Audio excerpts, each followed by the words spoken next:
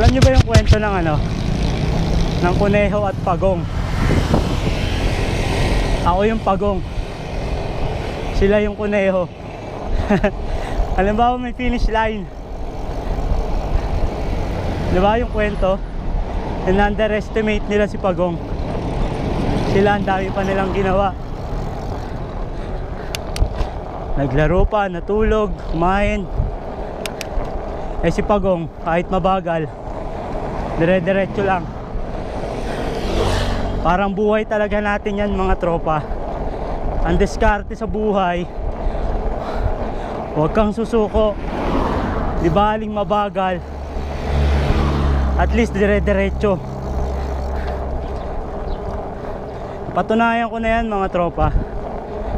Dati marami na akong pagkakamaling ginawa. So habang marami kang maling ginagawa, doon ka natututo. Kaya ako ang pagong, sila yung kuneho.